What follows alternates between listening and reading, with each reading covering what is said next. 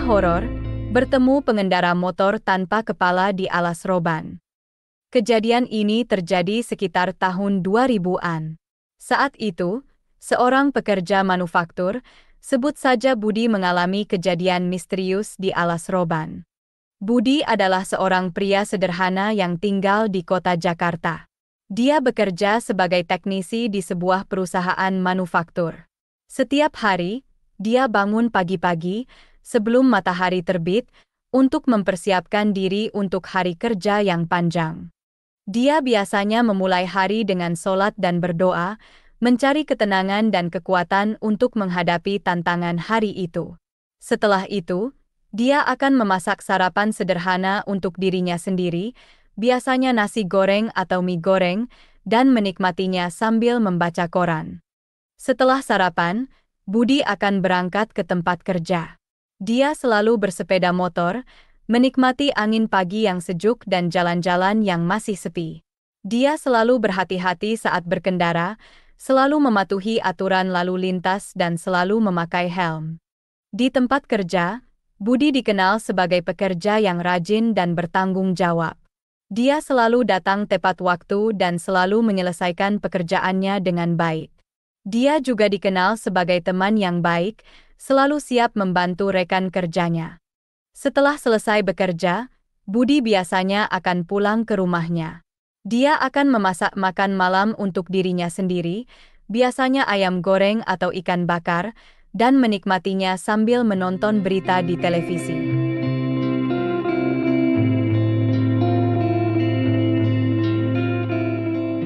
Pada suatu hari sekitar tahun 2000-an, Budi baru saja menyelesaikan hari kerjanya yang panjang di kota Semarang. Dia bekerja sebagai teknisi di sebuah perusahaan manufaktur. Setelah bekerja lembur, dia memutuskan untuk pulang ke rumahnya di Jakarta. Meski lelah, dia memilih untuk mengendarai motornya sendiri, menikmati kesunyian malam dan angin sepu-sepu yang menenangkan. Dia memilih untuk melewati alas roban, sebuah hutan jati yang terkenal angker di Jawa Tengah. Budi tahu tentang cerita-cerita misterius yang beredar tentang hutan tersebut, tetapi dia tidak pernah benar-benar mempercayainya. Baginya, alas roban adalah jalan pintas yang bisa menghemat waktu perjalanannya. Namun, malam itu berbeda. Saat dia memasuki hutan, dia merasa ada sesuatu yang tidak beres. Jalanan begitu sepi dan dia merasa seperti sedang diawasi, tetapi dia mencoba untuk mengabaikannya dan fokus pada jalannya. Dia menyalakan lampu motornya lebih terang dan melaju dengan kecepatan sedang, berharap bisa segera melewati hutan tersebut.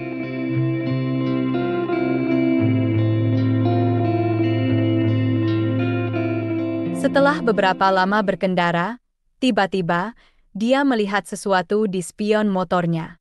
Sesosok pengendara motor tampak mengikutinya dari belakang. Budi awalnya merasa tenang, dia merasa akhirnya ada teman dalam perjalanannya. Namun, sesuatu yang aneh dan mengejutkan terjadi saat sosok tersebut semakin mendekat dan tampak jelas di spion motornya. Budi bisa melihat bahwa sosok tersebut adalah seorang pengendara motor tanpa kepala. Dia merasa ngeri, tetapi dia mencoba untuk tetap tenang dan fokus pada jalannya. Budi semakin mempercepat laju motornya, namun si pengendara motor sepertinya masih terus mengikutinya. Budi berusaha untuk tidak panik dan mencoba untuk berpikir jernih. Dia tahu dia harus melakukan sesuatu.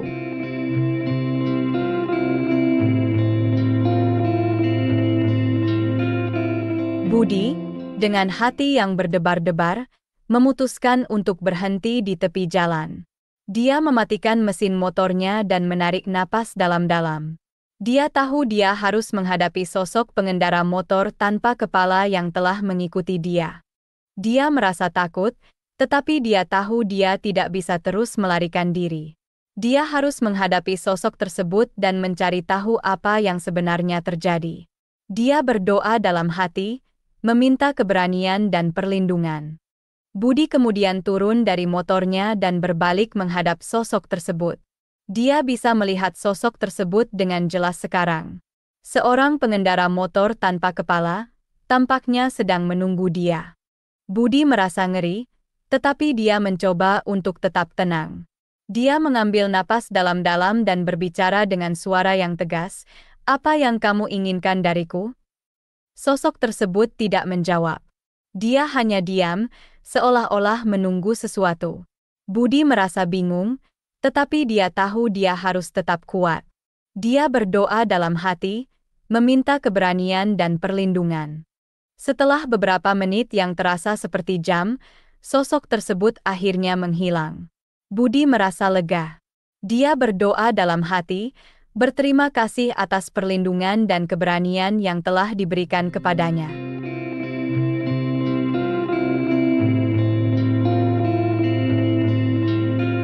Budi kemudian kembali ke motornya dan melanjutkan perjalanannya. Dia merasa lega, tetapi dia tahu dia tidak akan pernah melupakan pengalaman tersebut. Dia berjanji pada dirinya sendiri bahwa dia akan selalu berdoa sebelum melakukan perjalanan dan selalu berhati-hati saat berkendara, terutama saat melewati alas roban. Meski masih merasa takut, Budi merasa lebih kuat dan lebih berani.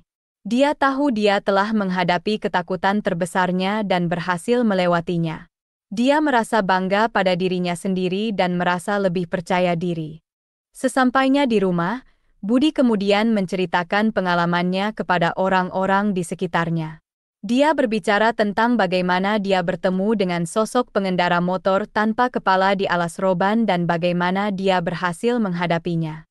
Konon, sosok pengendara motor tanpa kepala yang ditemui Budi adalah arwah dari korban kecelakaan mengerikan yang terjadi di jalur alas roban beberapa tahun yang lalu. Kisahnya telah menjadi legenda setempat dan menambah daftar cerita mistis alas roban.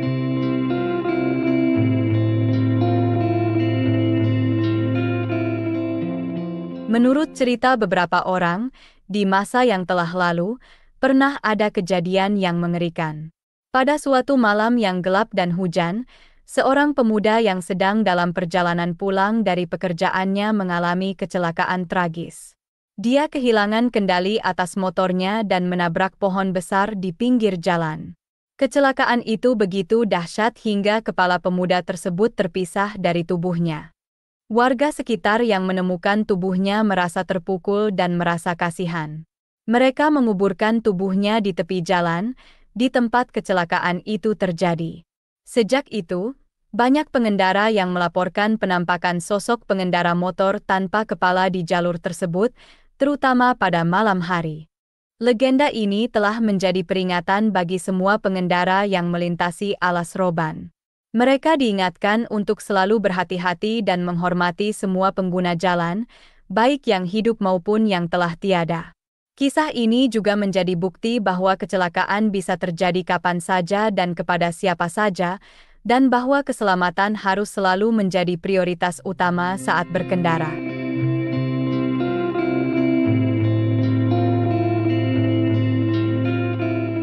Setelah kejadian itu, Budi kemudian melanjutkan hidupnya seperti biasa. Tentunya dengan rasa syukur dan keberanian baru. Dia tahu bahwa dia telah melewati salah satu pengalaman paling mengerikan dalam hidupnya dan dia siap untuk menghadapi apapun yang datang selanjutnya. Dia berharap bahwa kisahnya bisa menjadi inspirasi bagi orang lain dan membantu mereka untuk selalu berhati-hati saat berkendara. Budi merasa bahwa pengalamannya adalah pelajaran yang berharga. Dia belajar bahwa kita harus selalu berhati-hati saat berkendara dan menghargai kehidupan kita. Dia juga belajar bahwa kita harus selalu berdoa dan meminta perlindungan kepada Allah sebelum melakukan perjalanan. Budi merasa lega dan berterima kasih atas pengalaman tersebut. Dia tahu bahwa pengalaman tersebut telah membuatnya menjadi orang yang lebih kuat dan lebih bijaksana. Demikianlah kisah ini diceritakan, semoga dapat menghibur dan menambah wawasan. Segala kebenaran detailnya kita kembalikan kepada Allah, Tuhan pemilik kisah kehidupan.